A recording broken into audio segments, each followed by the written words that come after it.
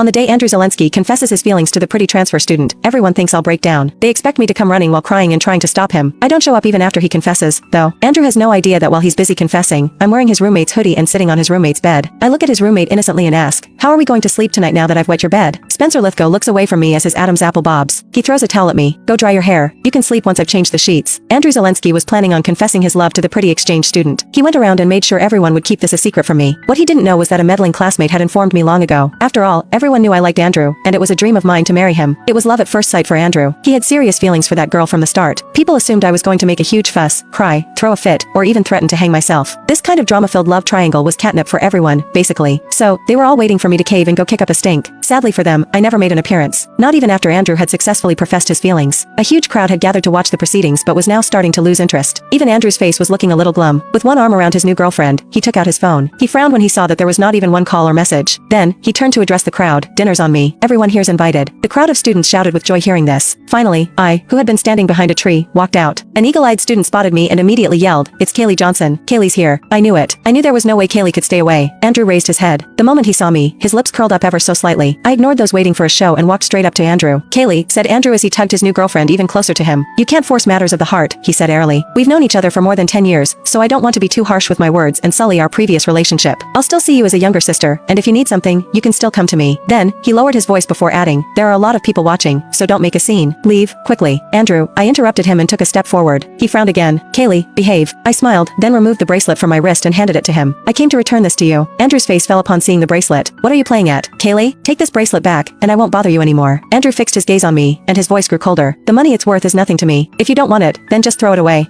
The moment he finished his sentence, I turned around and threw the bracelet into a nearby trash can. "You can throw away the things I gifted you previously too." With that, I walked away without sparing him any more glances. Andrew stayed glued to the spot, even after my shadow had disappeared from sight. His expression was still cloudy. A friend, who wanted to appease him, sighed. "Kaylee's just protecting her pride. She's just doggedly holding it in. Just watch, Andrew. She'll regret it before the night even falls. She might even come back to dig through the trash can before we've even left," another said. Andrew chuckled. "She can go ahead and act up however much she wants. If it weren't for the reputation of the two families, who would even bother with her?" All right, don't be mad. You need to be celebrating tonight. Don't let her ruin your fun." Andrew turned his gaze toward his gorgeous new girlfriend and promptly discarded the thought of the annoying Kaylee from his mind. After all, by tomorrow, he thought I would be acting as if nothing had happened again. He thought I'd be waiting for him at his dorm and pestering him to go to class together like usual. He had already seen similar antics from me in all these years. The rain was pouring down while I was walking along the riverside. I stood under my umbrella in the rain, thinking about the dreams I had a few days ago. In these dreams, I had caused a huge scene when Andrew confessed his love to Sienna Slangdon. I even jumped into this river that very night in order to force him to break up with her. In the end, I nearly lost my life. Andrew only stayed with me for 5 minutes.